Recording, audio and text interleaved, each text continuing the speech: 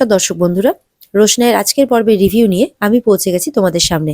তো চলো দেরি না করে আমরা দেখে নিই যে আজকের পর্বে কি হতে চলেছে। শুরুতে আমরা দেখতে পাচ্ছি তনুশ্রী গরিমাকে বলছে যে তুমি বাদশাকে ভুল বোঝো না গরিমা, আর এই মেয়েটার ব্যাপারে আমার কোনো কমেন্ট করার মতো কিছু নেই। তখন দাদু বলে কমেন্ট করার মতো কিছু নেই বললেই তো হলো না, এই মেয়েটা যে তোমার ছেলেকে খারাপ করছে এমনটা তো নয়, আর বাদশাও যে ছেলে মানুষ যে ওর ফাঁদে পা দিয়ে দেবে সেটাও নয়। দুজনেই তো বলছে যে ওরা এর মধ্যে কোনো মানে যা করেছে এর মধ্যে কোনো অন্যায় নেই। আর রোশনাই তো বারবার করে রিকোয়েস্ট করছে যাতে ওদের দুজনের বিয়েটা হয়। আর বাদশাও বারবার করে বলছে, সেও বারবার গরিমাকে বিয়ে করতে চাইছে। তাহলে তো আমি এর মধ্যে কোনো কিছু দোষের দেখতে পাচ্ছি না। ওরা তো বলছে যে এর মধ্যে কোনো ভুল নেই। তখন বাবলু বলে, বাবা তুমি এর মধ্যে ঢুকতে যেও না। বলে আলবাত ঢুকবো, কেন ঢুকবো না, মানুষ চেনার ক্ষমতা তোমার থেকে আমার অনেক বেশি। দাদু বলতে থাকে যে বাদশা তো ওকে শুধুমাত্র ডাক্তারের কাছে নিয়ে গেছে, আর ডাক্তারের কাছ থেকে ফেরার সময় চকলেটটাই তো কিনে দিয়েছে। এতে এত বড় কিছু করার কান্নাকাটি এসবের তো মানেই হয় না। চকলেট ও তো এর আগে অনেকের জন্য অনেক কিছু করেছে, মিনিকেও কত চকলেট কিনে দিয়েছে, কই তখন তো কেউ আপত্তি করনি। তো এতে একটা চকলেট মাত্র, এটার পিছনে সবাই তোমরা কেন এত পড়ে আছো?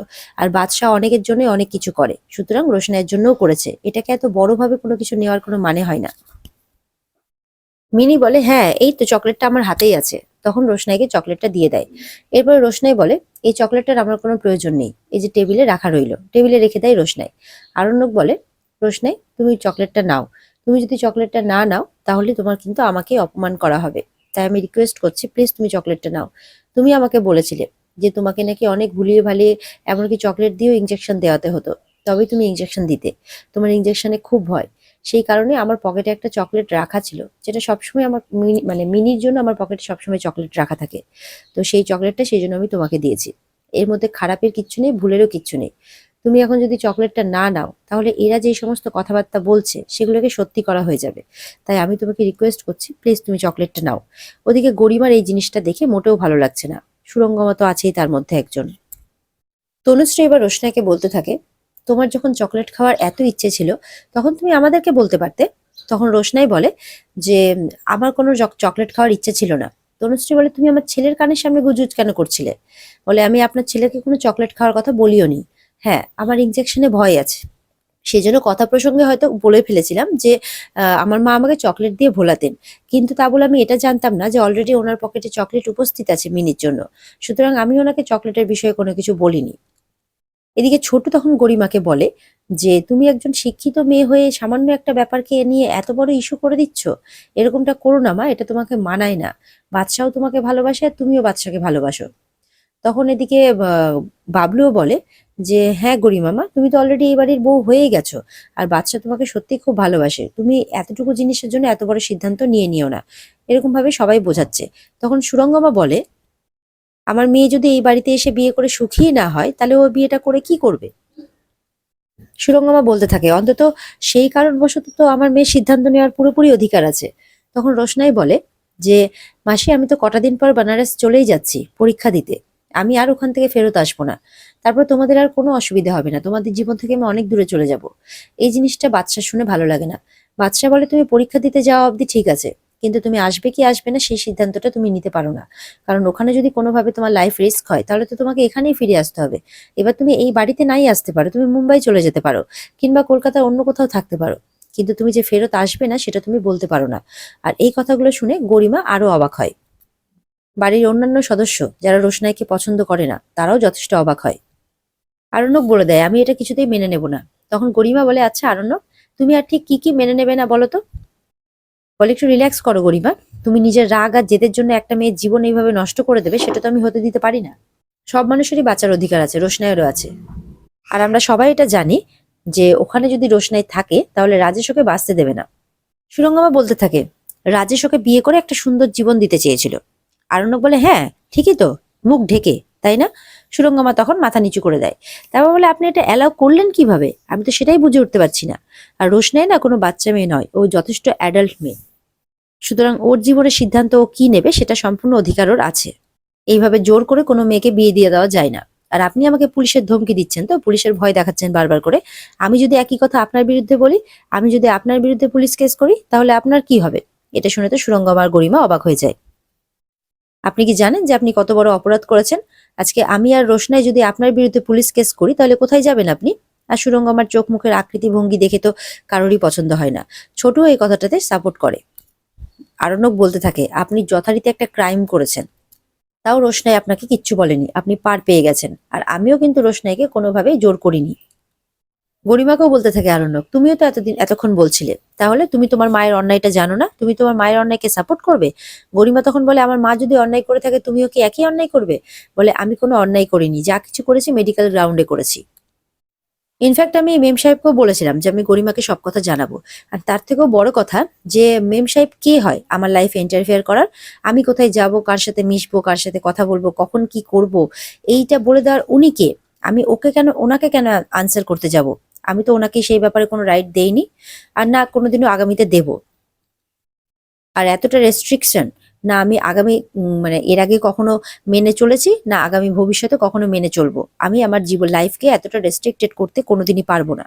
এই কথাগুলো শুনে যথারীতিভাবে অবাক হয় এবং চিন্তায় পড়ে গরিমারা। আর জাহ্নবী তো মুখ চুপ করেই ছিল, তার মুখ আরো চুপ হয়ে যায়। আমি কাউকে কোনো কিছু বলতে বাধ্য নই, আরণ্যক বলে দেয় পরিষ্কারভাবে। গরিমাকেও বলে দেয় আরণ্যক, এরপরে তুমি যদি আমাকে বিশ্বাস না করো তাহলে এরপরে আমার কিছু বলারও নেই, করারও নেই।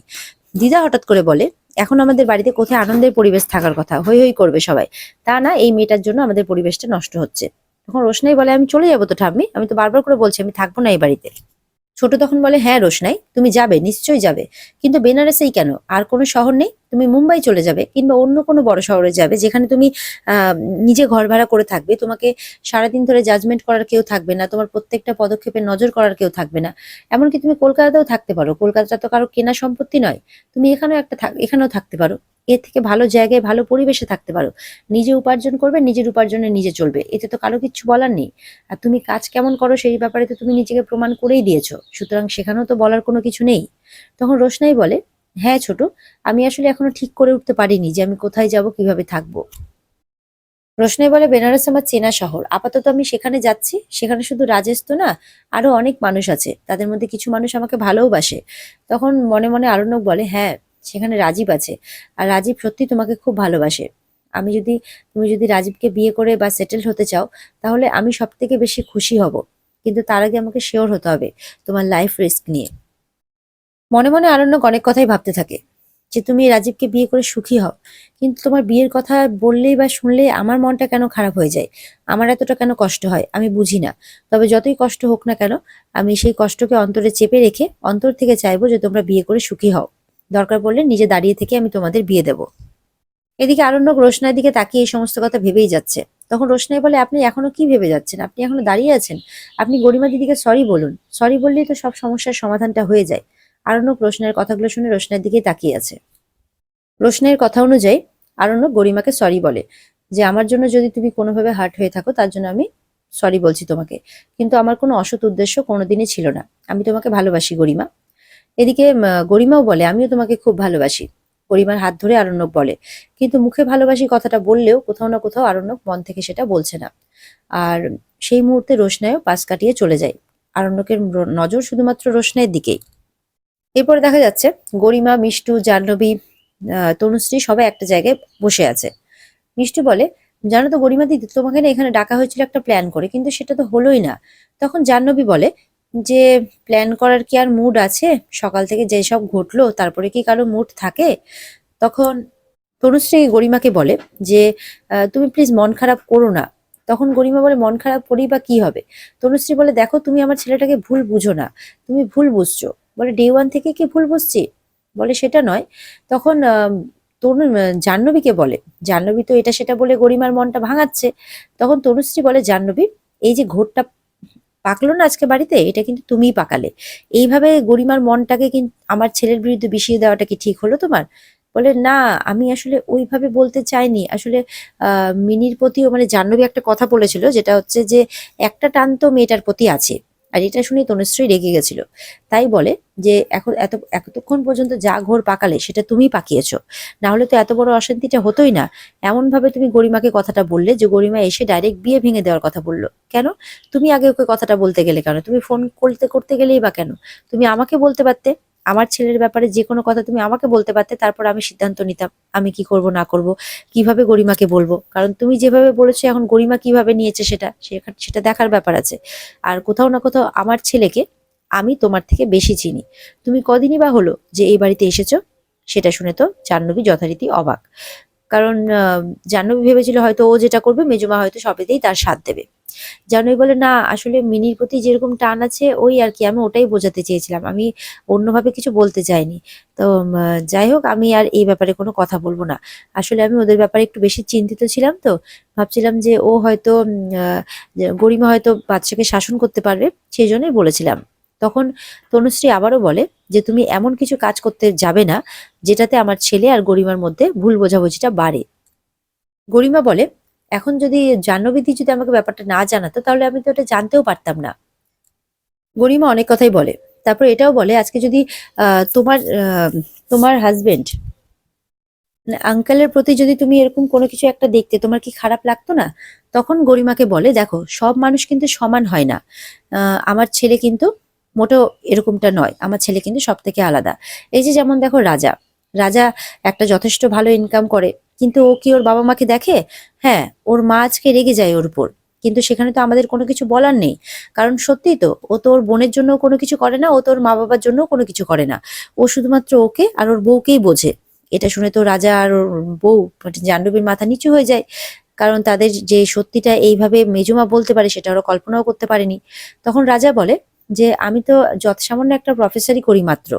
তখন তনুশ্রী বলে, আমার ছেলে পারলে নিজের ইনকামের একদম শেষ ভাগটুকু তার পরিবারের জন্য খরচা করে দিতে পারে, কিন্তু তুমি তো সেটা নও। তুমি তোমার পরিবার কি, তুমি শুধু নিজে আর নিজের বউ ছাড়া কিচ্ছু বোঝো না। হ্যাঁ, আমি তোমাকে তার জন্য দোষ দিচ্ছি না, দুদিন পর তোমার সংসার হবে, বাচ্চা কাচ্চা হবে, ঠিক আছে। কিন্তু তা বলে এটা তো সত্যি যে তুমি তোমার পরিবারের জন্য এমনকি নিজের বোনটার জন্য কোনো কিছু করে উঠতে পারোনি। সুতরাং তোমার মধ্যে আর আমার বাচ্চার মধ্যে অনেক তফাৎ আছে। এরপরে হঠাৎ করে জাহ্নবী রোশনাইকে ডাকে আর সবার জন্য চা করে আনতে বলে। তনুশ্রী বলে যে শোনো, পরশুদিন কিন্তু আমার ছেলের জন্মদিন আছে, তো সেই উপলক্ষে পুরো বাড়ি কিন্তু একদম চকচকে করে রাখতে হবে। আর জাহ্নবী বলে যে এই কথাটা কিন্তু সারপ্রাইজ, এটা আবার তুমি বলে দিতে যেও না বাদশাকে। এই কথাটা শুনে রোশনা একটু অবাক হয়। তখন এখানে আজকের পর্ব শেষ হয়ে যায়। তো বন্ধুরা, এই ছিল আজকের পর্বের রিভিউ। যদি তোমাদের ভালো লেগে থাকে তাহলে অবশ্যই পর্বকে লাইক, কমেন্ট, চ্যানেলকে সাবস্ক্রাইব করে দেবে। এই পর্বের বিস্তারিত দেখতে তোমরা অবশ্যই স্টার জলসার পর্দায় নজর রাখবে। দেখা হচ্ছে আগামীকালকে। সবাই ভালো থেকো। টাটা।